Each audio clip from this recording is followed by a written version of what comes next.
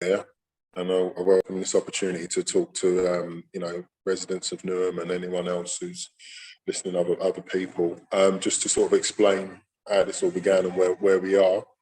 There's been various things in the newspapers, and it's been really a battle of whoever speaks to the press and says whatever they say first. And it's not always easy for people on the outside to understand. We can see a lot of struggles going on up and down the country around wages due to the current economic situation. And in a way, what's happening with Newham is part of that, but it's got some roots going a little further back. So I pick it up from sort of 2017. Newham, whether it was under pressure or whatever, we know it's one of the poorest boroughs. It decided to make some cuts to its budgets. And what I say is what happens is what usually happens. The areas it cut affected the people that could least afford to be cut. So they cut things like overtime rates, they cut allowances, and a lot of those things that they cut in 2017, they were carried out, or the people that would normally benefit for those were the lowest paid workers. If you're a lower paid worker, you depend on doing overtime. So if they cut the overtime rates, which they did, they cut it by 25%. And that meant that basically people were earning less.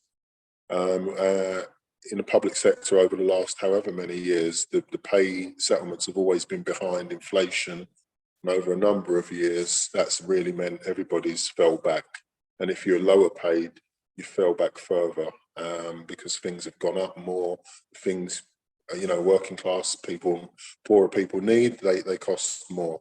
So that was the sort of history of it. There'd been sort of low levels of trade union activity in Newham, and there was a bit of a lack of confidence in trying to resolve some of these issues. I got called in early 2022, and it was really a reactionary situation. They'd suspended a couple of shop stewards for basically defending their members in an investigation that went on. So initially it wasn't about all of this. And then as we dealt with that and they were returned to work without any issues, it became apparent that these cuts that had happened a number of years ago were really biting, and they were really hurting the workforce, and they wondered why these things were allowed to be taken. They didn't really feel they had much of a chance to fight back about that. So I worked with the stewards at the time and said, okay, let's get this down on paper and submit this to management and say we want these things reviewed. We're giving you a chance, but if not, then we're going to go into dispute. And we did that. We submitted it. To be fair, the management were quite accessible at first. I think they thought, we'll give them a meeting, we'll tell them we can't do anything, and then that will be the end of that. So we met with a couple of senior managers, and they said just that. We don't have any money, we're broke, and there's not much we can do for you. We sympathise with you, especially in this cost of living time. There's nothing much we can do for you. If you want to do any more, you need to go and see the chief executive, Colin Ansell. So we said, well, we do. We're not happy with that response. We will want to see him. Well, we had further meetings with him, and we said, this is serious. People are struggling here. The guys that I'm representing, and we know it's not just it here, but they're on 22,000, 22,500, depends on when they start. At their first point, it's 22,000 and a bit. And then it can go up to 20, just under 23,000 for loaders. They're your refuse workers that basically do the humping of the bins onto the lorry. You've got the drivers that are more skilled, and they are paid a bit more, but they're paid nowhere near what HGV drivers should be paid. And to an extent, workers working for local authorities, they do it for a service. They know they're not going to get rich out of it because it's not maybe that type of job. But Newham was paying way below the market rate on HGV drivers.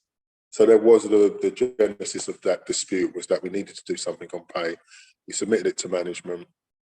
They said, all right, they first of all said, we're broke, we can't do anything. And then when we said we're very serious about it, we're going to start looking to ballot. They said, okay, all right, come slow down a bit. What we can do is we can look at the overtime and we can return it back to where it was. So it's funny that these things only happen when you're really in pain and you say you need to help me and we're going to do something about it. And then they did change their position on the overtime. And on the other thing was contractual pay, and they get that contractual sick pay. They changed their mind on that. So that just left us with the issue of pay, and that's what we've been taking action on lately. We've been asking for a 10% increase in the pay. Now that works out at 2,300 for a worker on 23,000. Newham pays less than Islington, pays less than Hackney, Greenwich. A lot of the other surrounding boroughs, it pays less than. It says it does that because it gets less funding. And we say to Newham, we need to work together, or you need to be stronger to government to say Newham needs to be funded properly. We need more money. It's a borough that is growing, the population's growing, and it needs money to deliver these services. We have executives that are on over £200,000 who we sit down with and talk to say what we're upset about, and they say, sorry, we can't do anything, but we feel your pain. Now that's, if you're on £206,000, I feel it's difficult to feel people's pain who are on 23,000. So that's what we've been up against. I want to give credit to the workers there, because at the beginning it was like, well, we're not sure what we can do, what can we do, but there has been a lot of unity, particularly in the first strike, which was 6 days worth of action. And there was a 99% vote for the people that voted. 99% of them, literally one person only, said that they wouldn't be willing to take action. So we know, first of all, that that has had a big effect on Newham and Newham's residents. We want to apologise for the actual effect of it. It's not obviously aimed at residents, but what we always say is it's one of the last decisions workers make to withdraw their labour. And it's literally a cry for help to say, well, what else can we do? You know, we're talking to you, we're explaining, we've got workers using food banks. I can tell how difficult it is for some of these workers. They wouldn't want me to say their names, and I wouldn't, but they are struggling. Once they get paid, today is payday on the 15th for local authority workers, most of them. And literally the money goes like that, which I'm sure it is for other workers too. My point about this dispute is Newham should be the leading employer in the council. It's not sort of Joe's Bakery or whatever, where they go, sorry, we can't really pay this and that.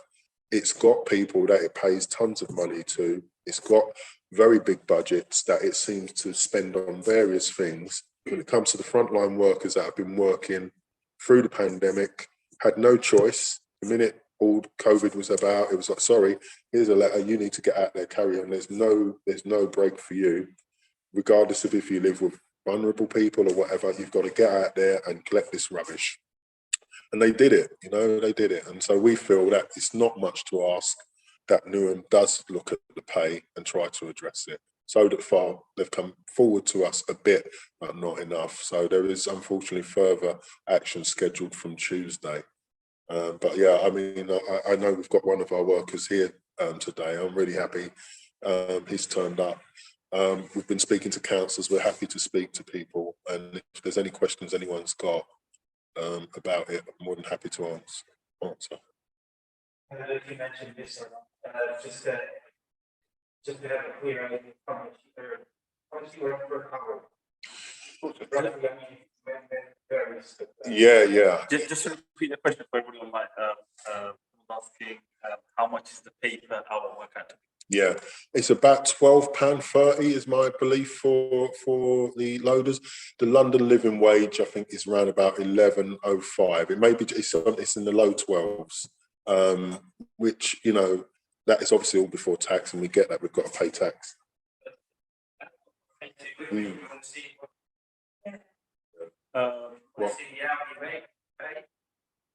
We can confirm that later if you want, but yeah, just to give you a rough idea. But it's very difficult. I mean, a lot of the point that I was making to these people, and I don't know if they really have the feeling or the empathy. They're very good at sort of looking at you and saying, we understand, but I'm not sure, as I say, how they can, because a lot of these guys, the loaders tend to be doing it when they're young. It's a very physical job. They're Newham residents, young kids straight from school, because it's an accessible job on the ladder. And they're renting, or they would like to get under from parents' feet, But to live in Newham, it's very expensive, and that's what they're up against, the prices. Well, roughly, I know the minimum wage is with 3 banks, Yeah, under 25, Yeah. 60. yeah. So for majority of your workers, what's the age group? Yeah. And then how long they been working, and have they had the increment for the last 3 years during the COVID time or not? Yeah, so the age profile is it's mixed, obviously, like it would always be. Either it's mixed, but as I say, the physical end of the work tends to be done by people coming into the workforce, mainly younger. So I would say sort of going from sort of 18 through to 35 or so. Obviously, there are other people. And then the drivers tend to be more established, like older guys who've been doing it a while, graduated to doing the HGV driving. There is a pay scale within the council where you have these increments, which is what you're referring to. Yes. Remember at the beginning I mentioned that the beginning point of that is 22,100 and something, and then the middle point is about 22,500, and then the last point on that is about 22,800. So even if you've been there, once you've been there, even after you've been there 3 years, even if you've been there 10 years, that's what you're getting, and then you're relying on pay rises from the government, which have not been very good. And that's one of the reasons why we have this dispute, because we're saying to Newham, you need to put something on top. You need to understand you've got to have a sustainable workforce here. In other words, a workforce that can go home, get paid, pay their bills. You know, we're not asking them to go to Las Vegas, just pay their bills and be able to return to work. But what's happening is the guys and girls are running out of money after two and a half weeks, and then just hanging on the payday. Now, we know that this is a common picture in today's Britain, but our argument is, you know, you're Newham Council. How can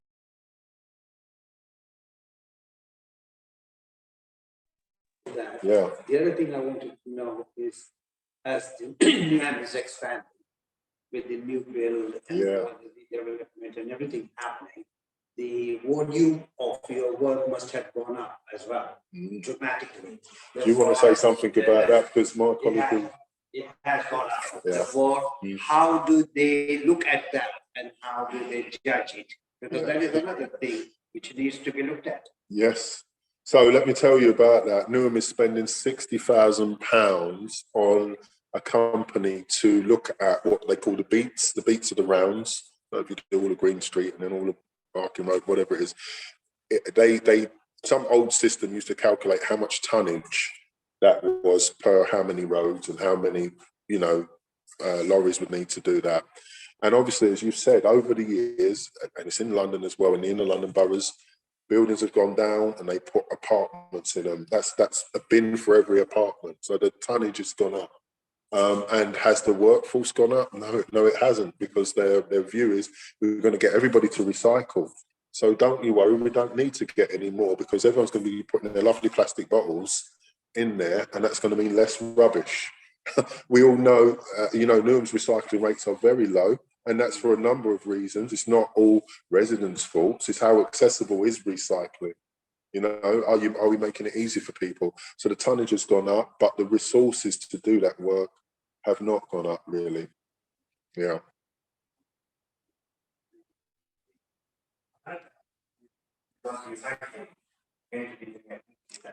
So Newham set aside over a year ago 600,000 for weekly recycling. That was something that they offered or promised to residents, and they haven't been able to deliver it. And they accept. We said we was going to do it, and we hadn't done it. That 600,000 is in a budget somewhere. The reason it's not been delivered is because they can't recruit HGV drivers. Now, what's one of the issues in our dispute? It's that you're not paying HGV drivers enough. Oh, yes, we are. Oh, yes, we are. Well, why are people not staying? The ones you've got are leaving, and you're not able to recruit. They even pay a supplement, but that's nowhere near enough to get it to anywhere near the market rate. They should, so it's proof of pudding that they actually can't get people to deliver the service they say to you as residents they're going to be delivering, and yet they are saying we don't need to increase the pay.